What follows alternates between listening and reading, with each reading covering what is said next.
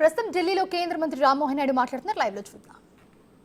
Positively, and we are taking advantage of having the conference and the ministers coming here. Otherwise also, if any bilateral comes up to us, then we are proactively pursuing, because for the growth of civil aviation sector in the Indian sense, it is not only domestic network that we are looking at, but also international network. Now the ambitions of the Indian passenger has grown so much that tier 2, tier 3 cities also want to travel abroad.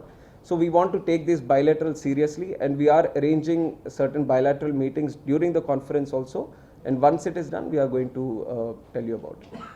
And regarding the cargo, anyone has the numbers for cargo? Sir, immediate projection for the cargo is not available because they are made by the international agencies. But you would appreciate that the cargo growth in the last 5-7 years has been in the range of 5 to 6%. And the projection would be even better because it depends intrinsically on the way the economy is performing.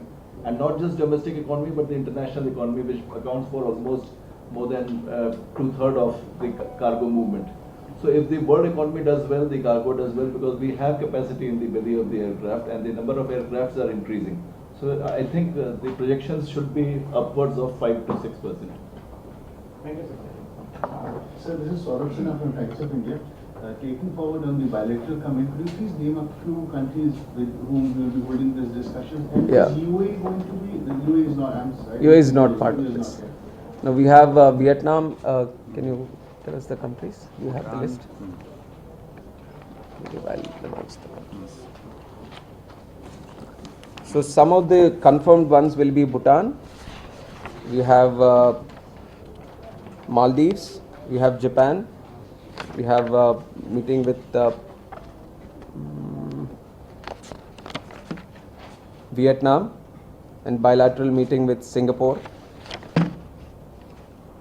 So these are some of the confirmed ones, and if we get any more requests also, we are facilitating in such a way that we can arrange for a bilateral meeting then and there itself. So this is not related to the effective, but the biggest demand for bilaterals by Indian Airlines and their airlines is from UAE. So is that being considered? No, because they are not part of this conference, we are keeping it separate. Apart from that, we are going to look at it. Like we said that we are proactively looking at our bilateral agreements. But the base idea that I want to tell you is that we want to promote Indian airlines.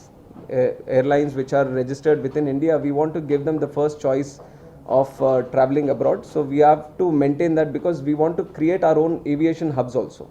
Let it be Delhi, let it be Mumbai, Chennai, or any other places where there is a lot of air travel footfall. So we want to create them not only as hubs for the country, but also hubs for the Asia Pacific region or for the whole world. So to achieve that, it is important that you encourage Indian airlines more. So with that concept, we are going to proactively pursue this. Let it be from UAE or any other country. We want to ensure that the bilaterals are respected, and there is good movement between both the countries, and also our whole idea of promoting the Indianness in the aviation sector is also respected. Any other question? No, you said strictly to the conference, so that's why we are making it very quick. You mentioned about the Delhi declaration. Just for our viewers, in a very layman term, ultimately you are trying to achieving, or the message that you are looking to pass on through the Delhi declaration? See, ultimately, Delhi Declaration is going to be how to promote inter-country travel between all the Asia Pacific region. Like I said, 40% of the global travel is going to be between these countries. So there will be a lot of learning from each other. So one is improving the travel between these countries, seamless travel, or more how can we involve technology into having a more seamless travel in the future. And also a discussion on cargo, how can we improve the cargo, MROs, and the carbon net neutrality. We want to bring in sustainable energy things into aviation also. So there are some countries which have progressed little bit more than the other countries. And when you have conferences and summits like these, they provide a platform where you can learn